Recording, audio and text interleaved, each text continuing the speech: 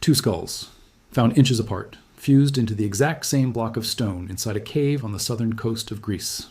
For 40 years, scientists assumed they were looking at the same story, two Neanderthals from roughly the same slice of time. They were wrong. One of those skulls turned out to be twice as old as anyone imagined, and it didn't belong to a Neanderthal at all. It belonged to us. And that single correction has forced researchers to rewrite the entire timeline of how modern humans actually reached Europe.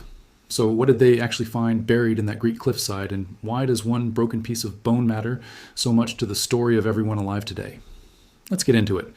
Back in 1978, a team of anthropologists from the University of Athens was exploring a series of caves along the rugged southwestern coast of the Peloponnese in a region called Mani. One of these caves, known as Apodema Cave, sat wedged into steep cliffs overlooking the sea, the kind of place that's genuinely difficult to reach even today. While searching through the cave system, the team noticed something lodged high up near the roof of one chamber, fragments of bone embedded inside a chunk of solidified rock, roughly the size of a backpack. They managed to free the block from the cave wall, but actually separating the bone from the surrounding stone turned out to be an entirely different challenge, one that would take years of painstaking, careful work. Inside that single block of rock, researchers eventually identified two separate partial skulls, sitting only inches apart from each other. The first, which came to be called Apodema 1, was fragmentary, essentially just the rear portion of a skull case, missing the E-face, the forehead, the teeth, almost everything that paleoanthropologists normally rely on to identify a species with confidence. The second skull, Apodema 2, was in considerably better shape, a nearly complete cranium made up of 66 individual fragments, though it had been badly distorted by the immense pressure of the rock crushing around it over hundreds of thousands of years.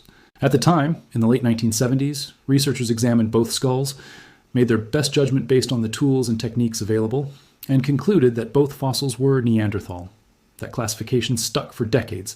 The skulls were catalogued, stored, and largely forgotten, filed away as two more entries in the long list of European Neanderthal remains.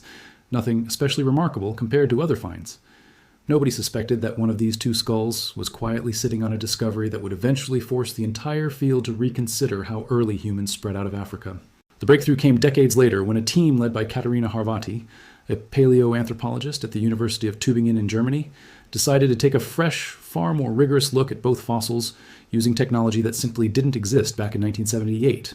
Her team used CT scanning to create detailed three-dimensional digital models of both skulls, allowing them to work with precise virtual reconstructions rather than fragile, distorted physical bone. For Apodema 2, they digitally reassembled all 66 fragments piece by piece, essentially solving an incredibly complex three-dimensional puzzle on a computer screen. For Apodema 1, since so little of the skull actually survived, they took the existing fragment, created a mirror image of it, and digitally stitched the two halves together to reconstruct what the full back of the skull would have looked like. What emerged from that reconstruction stopped the research team in its tracks. Apodema 2 confirmed what everyone had assumed for decades. It showed the telltale features of a Neanderthal skull, including a distinctive bulge at the back of the head called an occipital bun, something Harvati has described as looking almost like a person wearing their hair pulled up into a bun at the base of the skull. That part of the story checked out exactly as expected. That alone would have been an interesting, if fairly modest, correction to the historical record. What turned it into a genuinely explosive finding was the dating.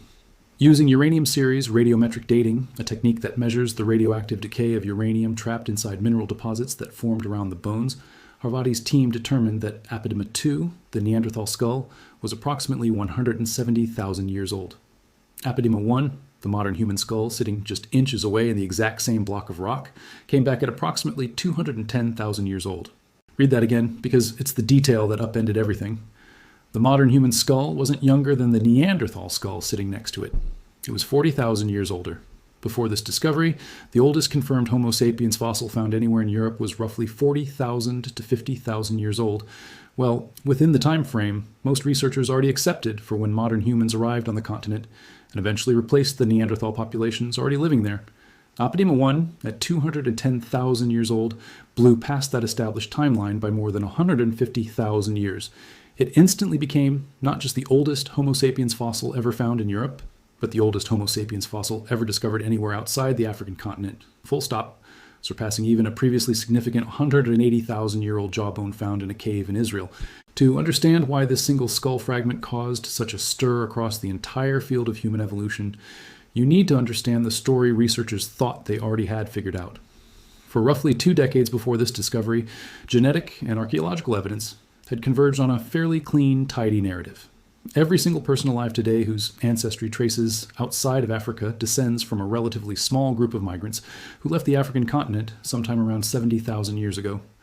That single exodus, recorded in the DNA of billions of people alive right now, was treated as essentially the founding migration, the moment our species began its spread across Europe, Asia, and eventually every other inhabited continent on Earth. Apodema 1 doesn't fit inside that clean narrative at all. If a population of Homo sapiens was already standing on Greek soil 2 to 10,000 years ago, that means modern humans left Africa in noticeable numbers at least 3 separate times earlier than the migration that eventually populated the rest of the modern world. And that raises an uncomfortable, genuinely fascinating question sitting right at the center of this entire story. What happened to them? Because whoever these early Greek pioneers were, none of us today carry their genetic legacy. Their lineage simply doesn't appear anywhere in modern human DNA. They ventured out of Africa, established some kind of presence in southeastern Europe, and then, as far as the evidence currently shows, they vanished completely, leaving behind nothing but a single fragment of skull wedged into a Greek cliffside for the next 200,000 years. Arvadi herself has been remarkably candid about how strange this gap in the story actually is. When asked how long these earliest Europeans might have survived on the continent, or exactly why they eventually disappeared, she's openly admitted she has no idea, adding that this is the very first time researchers have even confirmed they existed at all. That kind of honest uncertainty from a lead researcher is rare, and it tells you just how early we are in actually understanding what this discovery means. The leading hypothesis that's emerged from Harvadi's team, and from other researchers working on similar puzzles across the Middle East, is what's sometimes referred to as a replacement scenario. The idea goes something like this. Small groups of early Homo sapiens periodically pushed north and east out of Africa over an enormous span of time, long before the famous exodus that eventually populated the modern world. These early pioneering groups reached places like Greece and the Levant, the region spanning modern-day Israel and its surrounding areas, and briefly established a foothold. But conditions on the ground kept shifting, driven largely by dramatic climate swings during the Pleistocene, alternating glacial and interglacial periods that repeatedly reshaped which parts of Europe and the Near East were even habitable at any given moment. According to this theory, as conditions changed, Neanderthal populations, who were already deeply adapted to the colder, more challenging environments of Ice Age Europe, gradually pushed back into territory these early modern humans had briefly occupied, effectively replacing them. This exact pattern appears to repeat at the Apodema site itself. The environmental evidence surrounding Apodema 1 suggests it lived during a warmer, wetter climatic period, a temporary window when Mediterranean conditions extended further and made the region more hospitable to a species originally adapted to Africa. Apodema 2, the Neanderthal, by contrast, dates to a period when the climate had swung back toward colder, more arid conditions, exactly the kind of environment Neanderthals were built for after hundreds of thousands of years of adaptation to Ice Age Eurasia. In other words, the same patch of Greek coastline may have flipped back and forth between these two different human species multiple times, driven almost entirely by which population was better suited to whatever climate happened to dominate at that particular moment. Homo sapiens shows up when it's warm. Neanderthals reclaim the territory when it turns cold. And this pattern doesn't appear to be unique to Greece either. Remarkably similar back and forth population dynamics have also been proposed for cave sites in the Levant, where earlier modern human fossils, remains found at a site called Mislia Cave, dated to roughly 180,000 years ago, appear to have eventually given way to Neanderthal occupation of the same region by around 60,000 years ago, before modern humans returned again even later. This raises a much bigger, more unsettling question about the entire story of human migration out of Africa. For years, the popular narrative treated the exodus from Africa almost like a single dramatic event, one wave of pioneering humans who left the continent around 70,000 years ago and simply kept walking until they'd colonized the entire planet.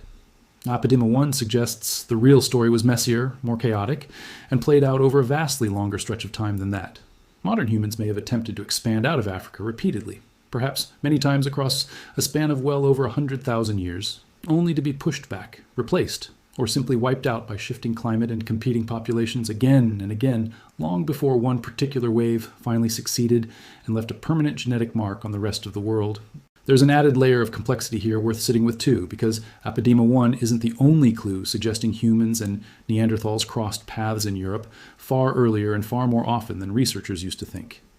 Back in 2017, geneticists analyzing ancient Neanderthal DNA recovered from fossils found elsewhere in Europe discovered something startling buried inside the genetic code. Portions of that Neanderthal DNA appear to have actually been inherited from Homo sapiens, not the other way around, suggesting an earlier, previously unknown wave of modern humans had reached Europe and interbred with Neanderthal populations long before the migration that eventually gave rise to everyone alive today. At the time, this genetic finding seemed almost impossible to fully explain, a strange signal without an obvious source. Apodema 1, dated independently through uranium series decay rather than genetics, lines up remarkably well with that earlier genetic clue. Harvati herself has described the fit between the fossil evidence and the genetic evidence as almost eerie in how neatly it comes together. Two completely different lines of scientific evidence, one carved in stone and one written in DNA, independently pointing toward the exact same conclusion, that modern humans reached Europe and interacted with Neanderthals far earlier than anyone previously believed.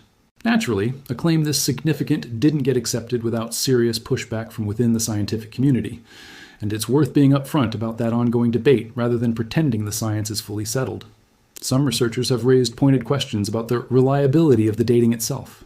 Warren Sharp, a uranium dating specialist at the University of California, Berkeley, has pointed out that different samples taken from the Apodema 1 specimen actually returned a fairly wide range of ages during testing, from more than 300,000 years old on one end to less than 40,000 years old on the other, which introduces genuine uncertainty into exactly how confident researchers should be in that headline figure of 210,000 years.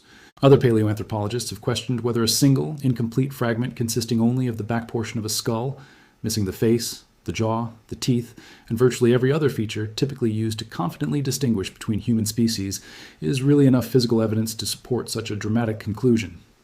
Israel Hershkovitz, a paleoanthropologist involved in the earlier Mislia jawbone discovery in Israel, has been openly skeptical, arguing that without more complete remains and independent confirmation using other dating methods, the evidence supporting Apodema 1 as an early Homo sapiens specimen remains, in his words, very weak. This kind of scientific disagreement isn't really a weakness in the story. It's actually exactly how genuinely significant discoveries are supposed to be treated inside serious research, tested, challenged, and scrutinized from every possible angle before the broader field commits to rewriting the textbooks. And it's worth noting that this is precisely why researchers have been so eager to attempt one particular next step that could settle much of this lingering uncertainty once and for all, extracting and analyzing genetic material directly from the fossils themselves. Here's where the story runs into one of the hardest limitations in this entire field of research. DNA is an incredibly fragile molecule. Under normal conditions, it steadily breaks down over time, and the speed of that breakdown depends heavily on temperature, humidity, and the specific chemistry of the burial environment surrounding a fossil. In cold, dry, stable environments, like the deep permafrost of Siberia, ancient DNA has occasionally survived intact for genuinely extraordinary lengths of time, with some Siberian permafrost specimens yielding usable genetic material from well over 1 million years ago in truly exceptional cases. Greece is a completely different environment altogether. Warm Mediterranean temperatures combined with humidity and the specific mineral conditions inside a limestone cave system are generally considered close to the worst possible combination for DNA preservation over these kinds of extreme timescales. Harvati and her colleagues have been genuinely upfront about this challenge from the very beginning. They've stated their intention to attempt DNA extraction from the Apodema fossils alongside an alternative technique called paleoproteomics, which involves analyzing ancient proteins rather than DNA itself.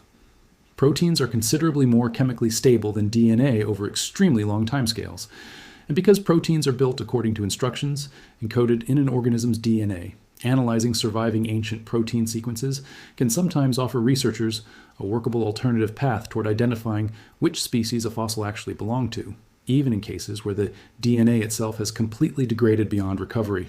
This exact protein-based technique was famously used in a separate, unrelated case to help identify a tiny fragment of bone found in a Siberian cave as belonging to a previously unknown human relative called a Denisovan, proving that useful genetic information can sometimes survive inside ancient bone even after the DNA itself is long gone. Whether either of these approaches will ultimately succeed with the Apodema fossils specifically remains a genuinely open question, and as of today, no confirmed DNA or protein sequence data from either Apodema skull has been successfully published. Given how old these specimens are and how unfavorable Greece's climate has historically been for preserving fragile biological molecules, there's a real possibility that direct genetic confirmation may never actually be possible for these particular fossils, no matter how sophisticated laboratory techniques eventually become.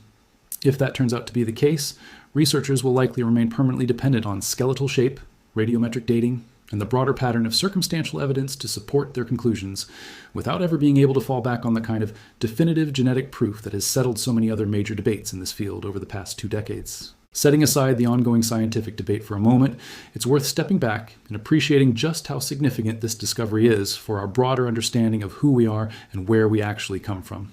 For most of the 20th century, the story of human evolution in Europe was framed almost like a relay race.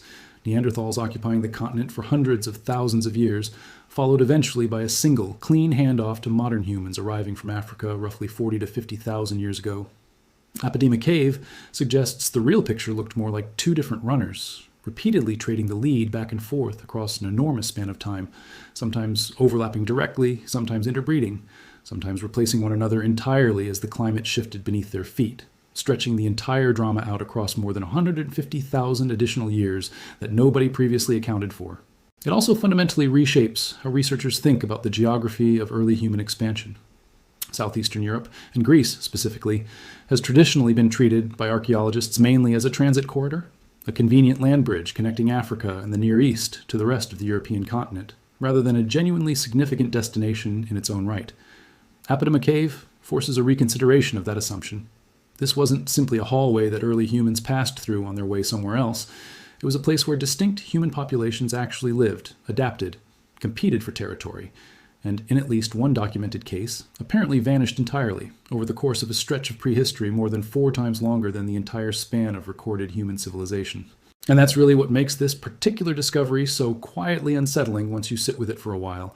Somewhere in southern Greece, at least 210,000 years ago, a small group of humans who looked essentially like us made it out of Africa, found their way to a stretch of Mediterranean coastline, and lived there for some unknown length of time. Then, for reasons researchers still can't fully explain, they disappeared completely, leaving behind no descendants that any person alive today can trace their ancestry back to. Their entire story survived purely by accident, preserved only because a single fragment of skull happened to wash into a crack in a cave wall and become sealed inside solid rock for the next 200,000 years, sitting only inches away from a Neanderthal skull that arrived roughly 40,000 years later, doing exactly what our own distant ancestors had already tried and ultimately failed to do. So the next time someone describes the story of human evolution as a simple, tidy timeline, one species steadily replacing another in a clean, orderly sequence marching toward the present day, it's worth remembering Apodema Cave. The real story appears to be considerably messier, considerably older, and considerably stranger than that, filled with entire chapters of human history that vanished almost completely and that we only know happened at all because of 2 skulls crushed together inside the same block of stone, waiting patiently for more than 200,000 years for someone to finally understand what they were actually looking at.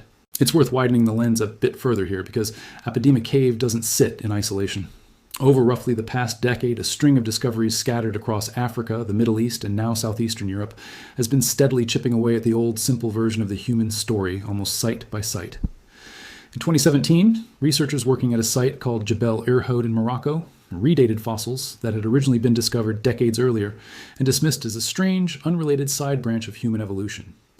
Once properly redated, those Moroccan remains turned out to be roughly 300,000 years old, making them the oldest confirmed Homo sapiens fossils found anywhere in the world at the time, and pushing the very origin of our species back by 100,000 years compared to what most textbooks had previously stated with confidence. Then came the Mislia cave jawbone in Israel, dated to around 180,000 years, already extending the known presence of modern humans outside Africa considerably earlier than researchers had accepted for decades. Apodema 1 pushed that boundary even further, both in age and in geography, planting modern humans not just in the Near East, but deep into the European continent itself, a full 210,000 years ago. Line these discoveries up chronologically, and a genuinely different picture of our species starts to emerge. One defined far less by a single dramatic departure from Africa, and far more by a long, repeated, almost restless pattern of small groups, pushing outward again and again over an enormous span of time, sometimes over 100,000 years apart from one another, most of them ultimately failing to establish anything permanent. It's a much less tidy story than the one most people grew up hearing, but arguably a far more human one, full of false starts, dead ends, and quiet disappearances that left behind almost no trace at all, except in these exceedingly rare cases where a fragment of bone happened to survive by pure geological accident. There's also a broader scientific lesson buried inside the Apodema story that extends well beyond this one particular site. And it has to do with how dangerously easy it is to misidentify fossils using outdated tools. Remember, both Apodima 1 and Apodima 2 were originally classified as Neanderthal back in the late 1970s, and that classification went essentially unquestioned for more than 40 years. It wasn't until researchers applied modern CT scanning, digital reconstruction techniques, and considerably more precise radiometric dating methods that the true identity and true age of Apodima 1 finally came to light. That raises a genuinely uncomfortable question worth sitting with. How many other fossils, sitting quietly in museum drawers and university storage rooms around the world, collected decades ago and confidently classified using the more limited tools and techniques available at the time, might be hiding similarly dramatic revisions, simply waiting for someone to take a fresh, more sophisticated look? This isn't a purely hypothetical concern either. The same broad pattern, an old, previously unremarkable fossil turning into a headline defining discovery once modern analytical techniques were finally applied to it, has now played out at multiple sites, across at least 3 different continents within the past decade alone. Paleoanthropology, as a scientific field, is increasingly less about digging up brand new fossils in the ground, and considerably more about going back through the fossils. We already have sitting in storage and asking much better, more precise questions of them using tools that simply didn't exist when they were first excavated. Given all of that, it's worth ending on the genuinely open question that Harvati herself keeps returning to whenever she's asked about this discovery.